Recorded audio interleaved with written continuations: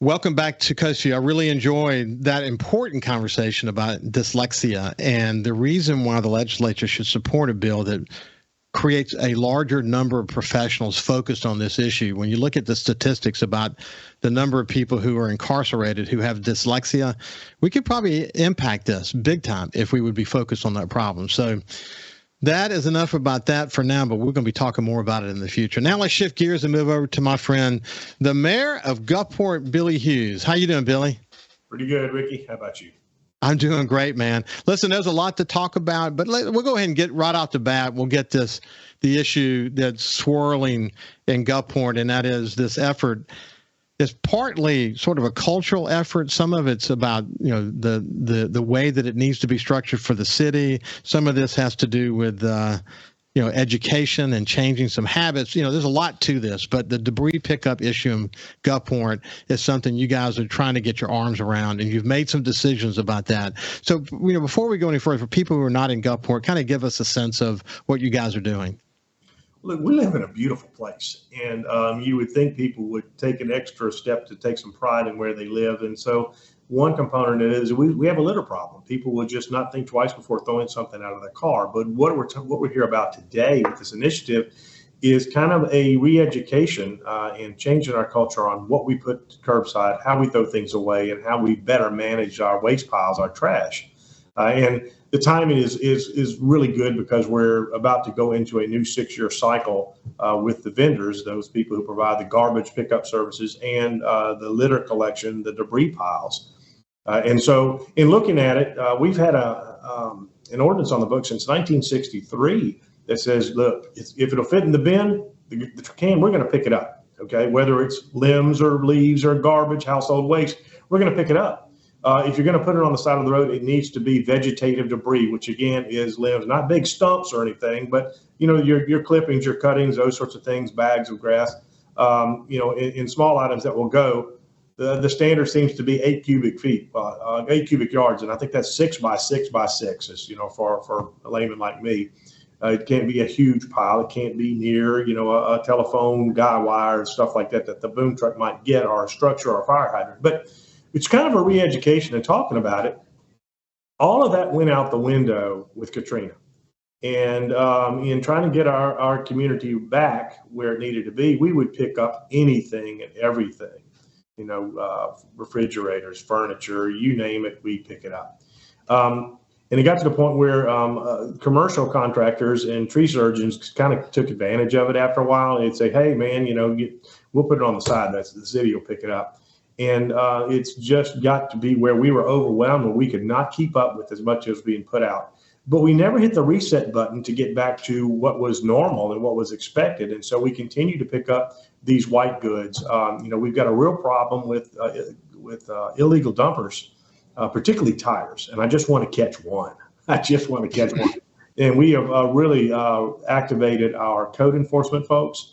And they are going after blighted properties to make our city, look good. We've got to take pride in this beautiful place. But it also translates into, people parking in their yard. Again, people talk about property values. It's all affected that.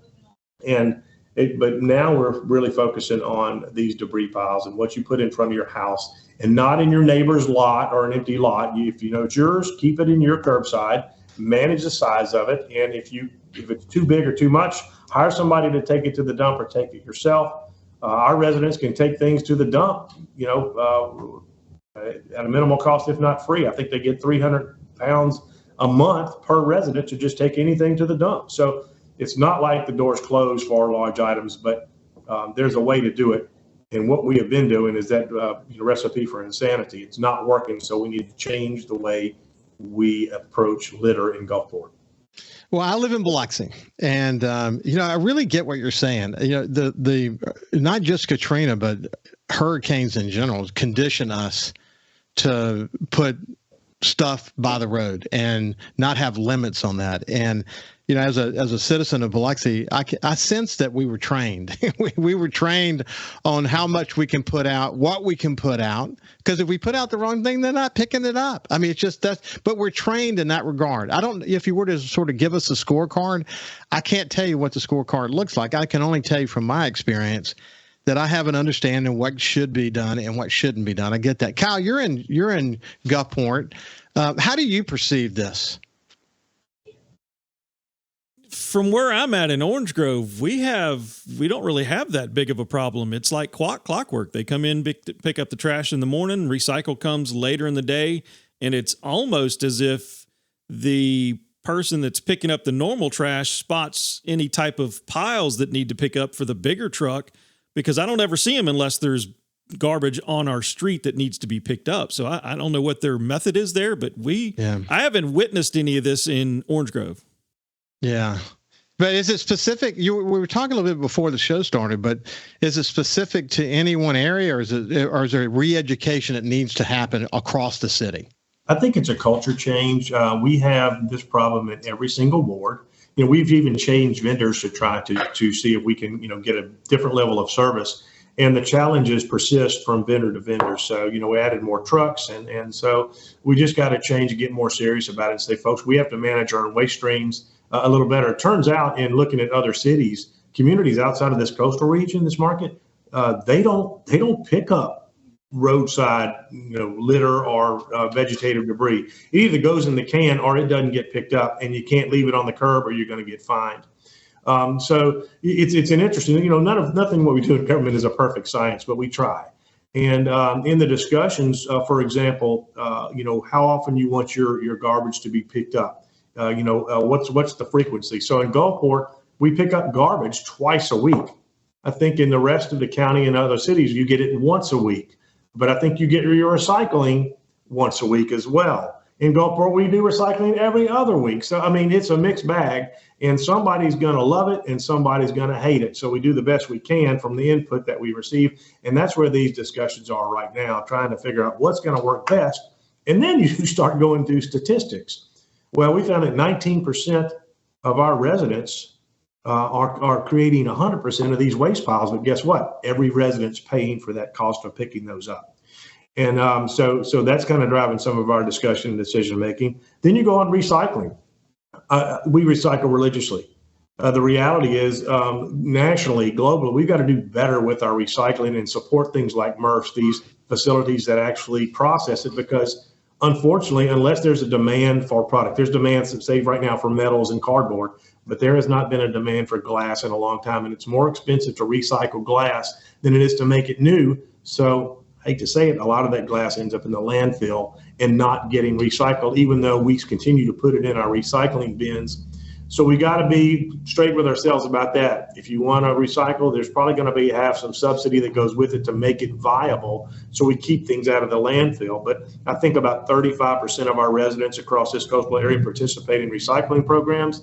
So the question for some who don't think it's worth pursuing, should we include recycling in the next contract, or just do it where you pay a fee if you want to recycle to get that bin, and there's an extra charge to you since 65% of the people aren't using it? That's the kind of things we wrestle with. I think recycling is the right thing to do. We just need to try to find it where it is sustainable. And that goes back to these debris piles. What we've been doing, it's not sustainable. And that's why we're taking these actions to get people's attention. I mentioned yesterday on the media that we've got $1,000 fine for littering in the city. It'd be wonderful if we didn't have to fine anybody. If everybody kind of woke up and said, okay, yeah, I'm one who threw that McDonald's bag or fast food bag out the window, and I don't need to be doing that. And we all pick up stuff, but there's not enough hands. We've got to just take it upon ourselves not to trash our city. I can't agree more. And as I mentioned before the show started, I remember 20, 30 years ago at the Sun Herald being involved in litter campaigns, just trying to bring it awareness. You know what? I think we're doing better generally. I just think we're better than we were 30 years ago, but there's always room for improvement as it relates to just the basic concept of litter. And, that's a lot of people who visit here. They're going to make determinations about this place based on what they see. And litter in a lot of communities is not something that you see. You just don't see it. I mean, people have pride in their community. We ought to have pride in our community. One of the reasons why we're doing so well as a set of communities is that the hospitality industry is serving us extraordinarily well here. And We want people to come back again. We want them to have a great, impression of this place and love it like we do. But it takes, and what that means, we got to do a little bit more peer pressure. If we see friends or family that are not having pride, we need to reach out to them and say, man, pick that up. We can't do that. If we would do more of that, Billy, we'd be in a much better position, wouldn't we, buddy? So we're too casual about a lot of these things. And, I was looking at a questionnaire about trash. There's this group called One Clean Gulfport. It's a grassroots organization, and really they have reinvigorated us as well as far as getting us excited about picking things up. And they're having community pickup events as well. But look, there's people who smoke. They don't think a cigarette butt is trash. So they just flick it out there, and that is a terrible thing. And then if you've ever done a beach cleanup, particularly at the islands, you'd be amazed at how much filth and trash is out there. So it's incremental, but it adds up. We'll continue the conversation about this and other topics when we come back on the other side with Mayor Billy Hewes. We'll see you after this. Welcome back to Coast Vue, where the first part of the conversation with Mayor Billy Hewes from Gulfport has been around the new debris pickup rules and this effort to educate people, to help them understand, like we are in Biloxi, what to put by the street and you know what not to put by the street. That's just the reality. And there's some re-educating that needs to happen. And we're talking about the litter campaign and the need to focus on community pride. Man, we can't focus on that enough. That's really important. Anything else you want to say about that, Billy, before we move over to the March for Mayor's campaign? No, it's just, we live in such a remarkable place with natural beauty and great people. And, a lot of folks do to make the extra effort to make this place us enjoy our quality of life. But it still amazes me. And it's not just visitors, but it's residents, who will throw stuff out without thinking twice. So part of it, like you said, is a re-education. It's a culture change. And it's just an awareness that people need to think before you throw. And if you're going to put things curbside, be aware of what is eligible to be picked up and what is not. Because if it stays there for any length of time in Gulfport, starting May 1, we're going to start issuing citations for people who trash our city. Well, listen, thanks for your efforts in that area. And, change, every human being reacts to change exactly the same initially. We all resist it. And then people go through various stages of acceptance. We'll get there. And good luck to you guys as you continue to work toward it, re-educating folks. Hey, listen, you and I know Robert St. John really well over a bunch of years. And what he has done with Extra Table, he's a good friend. He's on the show regularly. Extra Table, this incredible effort to supply these efforts across the state of Mississippi to feed people who can't feed themselves. What Extra Table has done is incredible. They're going to now soon to be in 82 counties, man. I mean, they're just almost to every county in Mississippi. What he's done with Extra Table has been very inspiring. And now the March for Mayor's campaign that you guys, I think that, this has been several years now. You've been involved in this, but it's great to be a part of something like that, isn't it?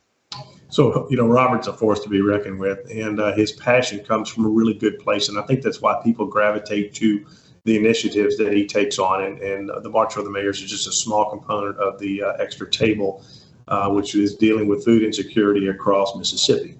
And this goes back to that talk, what we were talking about earlier about living in a great place with fantastic people. And so they came down and said, let's get the mayors to, start a food drive and make it a little bit of a competition, but really for a great end result. And it's really wonderful to see the outpouring and the enthusiasm for folks. And, our youth council is one of the things they do is when it's all brought together, they assist in the packaging of these. They put one of each item from, each of the cities in these boxes and then they're distributed. So it is a wonderful multicultural, multi-county, multi-jurisdictional type of effort that folks don't think twice about. You find humor in some spots. We had, with the first year we did it, we got a lady called City Hall and said, "What in the world does a mayor need with peanut butter? Don't we pay him enough to buy his own peanut butter?" Her child had gone home and said, "Mom, the mayor needs peanut butter." And then, so it's an education too, talking about, say, look, this is for a really great cause. And I do have enough peanut butter at home. Thank you. And we'll be contributing our own peanut butter to this drive too. So, actually very specifically, you have a peanut butter drive. So tell about that. For the city, it's our commodity, our food item is we're collecting peanut butter through the schools whenever they can drop them off. at the for City Hall, at the fire stations. We'll take them anybody wants to drop it off. Biloxi has their food stock. Every city across the coast is participating. And again, the public officials, the mayors hadn't just blinked and said, absolutely, we're in. This is a good thing and the right thing to do. Hey, listen, the short time we have left, I've often said on this show that legislative sessions, usually during an election year, could actually border on boring. You will not describe this legislative session that way, given the vast number of issues that they face, and given that you spent so much time there. What's your read on that, and what are some of the priorities the city has? The last thing we try to do is get engaged in other people's issues. But the City of Gulfport, we've been focused on infrastructure for a long time, and we continue to do that. And, we have an opportunity to create a significant retail corridor at that northeast quadrant of Interstate 10 and northwest, of I-10 and 49, near where the Outlet Mall is and the Sportsplex, the water park, but connecting 49 with Canal. We need that outlet. But we are of the understanding that if we are able to build a pretty substantial access corridor, then there's a lot of development knocking at the door to come. So we're very excited about that. So Billy, had a great conversation with Kenny Holloway the other day, and he got to talking about some of the history between Ocean Springs and Biloxi and great working relationship with FOFO. And then he went on to talk about the mayors and how the mayors are working together better than ever in the history of coastal Mississippi. That's an amazing story, isn't it? We got less than a minute left. Yeah, look, I just drew on my experience in Jackson, seeing how they always kind of laughed at the fact that we would fragment along, the personalities of our cities. And, when we started this One Coast discussion, said, guys, that's our strength. People come here, they see us as a region. And so let's capitalize on that. And that way, anybody who comes here, lives, works, plays, visits, they can find what they want in one town or another. There's a lot of opportunity, and it's our diversity of culture, economy, et cetera, that I think is a positive for us. And the mayors get that. Billy, they get it. You look across, I say it all the time, but you look across the crop of mayors we have across coastal Mississippi now, and the vast majority of them didn't even need to be mayor. They had success in their careers. They're giving back to their cities, and they've had tremendous success. And it's great to see One Coast coming to fruition. Anyway, yeah. Billy, it's been great to see you, my friend. Yeah, look, we're a competitive bunch, but we do that cooperation. We're rooting for each other and hoping we all grow right. Have a great day, and we'll see you tomorrow.